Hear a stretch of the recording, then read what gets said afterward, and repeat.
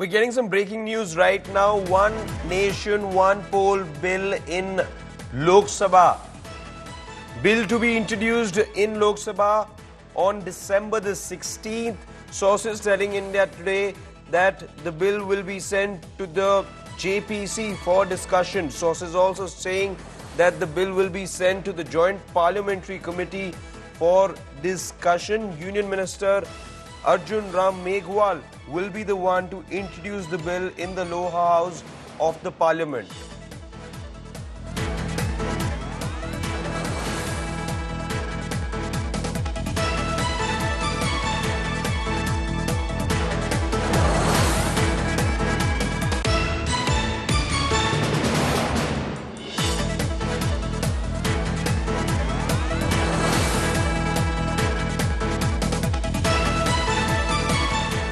One nation, one election bill that has not gone down well with the opposition is going to be tabled, as sources tell India Today, on the 16th of December. That's just 2 days from now. Remember, till the 20th is when you have this parliament session going on, the winter session.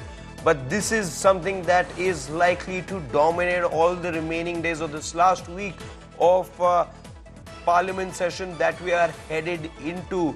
Arjun Ram Meghwal, senior BJP leader, will be the one to table this bill, which has not gone down well with the opposition. Let me go across to Himanshu, who has more details on this. Himanshu, एक ऐसा topic, एक ऐसा debate, एक ऐसा bill जो opposition को कभी भी नहीं रास आया है, अब 16 तारीख की वो डेट सामने आ गई है जब ये बिल टेबल करा जाएगा. एक्सपेक्ट कर सकते हैं एक घमासान डिबेट, और इस लास्ट वीक में यही हेडलाइन रहने वाली है विंटर सेशन की. देखिए, बिल्कुल विंटर सेशन का जो सबसे महत्वपूर्ण बिल है वो है वन नेशन वन इलेक्शन. और अगर हम देखेंगे तो 16 तारीख को जो लॉ मिनिस्टर है वो इंट्रोड्यूस करेंगे लोकसभा में इस वन नेशन वन इलेक्शन के लिए 2 बिल हैं. एक है कॉन्स्टिट्यूशन में 129वां संशोधन यानी 129 अमेंडमेंट, और उसके साथ साथ जो है यूनियन टेरिटरी अमेंडमेंट बिल. इन दोनों बिलों को जो है लाया जाएगा, और जहां तक हमारी जानकारी है उसके अनुसार जो है दोनों ही बिलों को जो है जेपीसी के लिए भेज दिया जाएगा. जेपीसी एक मिनी पार्लियामेंट होती है जिसमें दोनों ही सदनों के सदस्य जो हैं वो मेंबर्स होते हैं, और उसमें कई सुझाव जो है आते हैं. सभी स्टेक होल्डर्स के साथ बात की जाएगी. जो लॉ एक्सपर्ट्स हैं, कॉन्स्टिट्यूशनल एक्सपर्ट्स हैं, उनके सजेशंस होंगे. सभी विधानसभा अध्यक्षों को बुलाया जाएगा, विधान परिषद के अध्यक्षों को यहाँ पे बुलाया जाएगा, और तमाम पॉलिटिकल पार्टी से जुड़े हुए लोगों को भी इसमें बुलाया जा सकता है. एक तरीके से देखा जाए तो उसके बाद जो सजेशंस आएंगे उन सजेशनों के साथ जो है एक रिपोर्ट जो है वो लोकसभा स्पीकर को भेजी जाएगी, और उस रिपोर्ट के आधार पर बिल में जो भी नए चेंजेस यानी कि सजेशंस को अमेंड करना होगा वो किया जाएगा. लेकिन इतना जरूर है कि सरकार वन नेशन वन इलेक्शन पर जो है अब आगे बढ़ गई है. हाँ, हंगामा शायद ना हो क्योंकि सरकार की तरफ से मंशा पहले ही साफ कर दी गई है कि इस बिल को जो है जेपीसी में कंसिडरेशन के लिए भेजा जाएगा.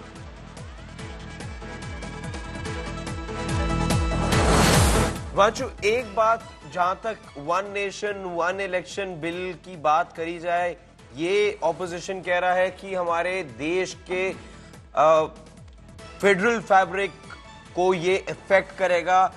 उस एक्यूजिशन को किस तरह से सरकार देख रही है इस समय? देखिए हर्षित, संविधान बनने के बाद जो है 1952 से जो है 1967 तक जो है इस देश के अंदर एक साथ चुनाव होते रहे, राज्यों के, विधानसभाओं के और लोकसभा के.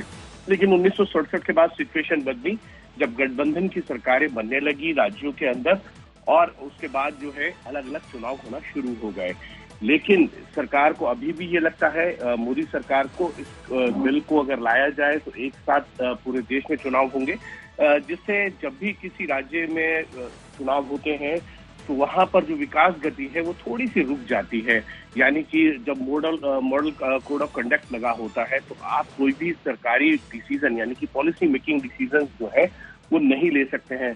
तो 2 महीने का प्रोसेस होता है, और इस तरीके के चुनाव जो है 5 साल में विधानसभाओं के होते हैं, लोकसभा के चुनाव है, उसके बाद जो है म्युनिसिपल कॉर्पोरेशन के चुनाव है, ग्राम पंचायत के चुनाव है। इस तरीके के चुनाव जो है लगातार चलते रहते हैं, जिससे कि किसी भी डेवलपमेंटल प्रोजेक्ट्स के लिए बहुत ज्यादा फायदेमंद नहीं रहते हैं इलेक्शन। और यही कारण है कि सरकार चाहती है वन नेशन वन इलेक्शन हो, यानी कि लोकसभा और विधानसभा के चुनाव एक साथ हो, और उसके 100 डेज में जो है वो म्युनिसिपल कॉर्पोरेशन के चुनाव भी जो है उन राज्यों में हो जाए, जिससे कि लगभग 4.5 साल का काम जो है टाइम जो है वो मिले डेवलपमेंटल प्रोजेक्ट के लिए किसी भी सरकार के लिए। लेकिन एक चीज और देखनी होगी, क्योंकि आज जो पॉलिटिक्स है वो बदल चुकी है।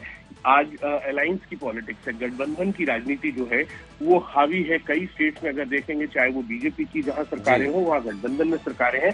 तो ऐसे में अगर कोई दल किसी दूसरे दल से समर्थन वापस ले ले और वहां पर ऐसी स्थिति आ जाए कि सरकार बनाने की स्थिति किसी के पास ना रहे, तो उस परिस्थिति के लिए क्या सुझाव है? जो रामनाथ कोविंद जो पूर्व राष्ट्रपति है, उनकी अध्यक्षता में जो कमेटी बनाई गई, तो तमाम चीजें इस बिल पे है और सरकार को इन सब चीजों का जवाब देना होगा। लेकिन वन नेशन वन इलेक्शन को लागू करना बहुत आसान नहीं रहेगा। जी मानसू, देश की 2/3 विधानसभाओं से इस बिल को पास कराना होगा भारतीय जनता पार्टी को। ये एक कहीं ना कहीं भारतीय जनता पार्टी यानी मोदी सरकार के सामने जो है बड़ा चैलेंज रहेगा। लेकिन फिर भी सरकार आगे बढ़ी है और ये प्रोसेस जो है सेंसस के बाद डिलिमिटेशन और डिलिमिटेशन के बाद जब नंबर ऑफ सीट भी बढ़ेंगी उसके बाद लागू होगा।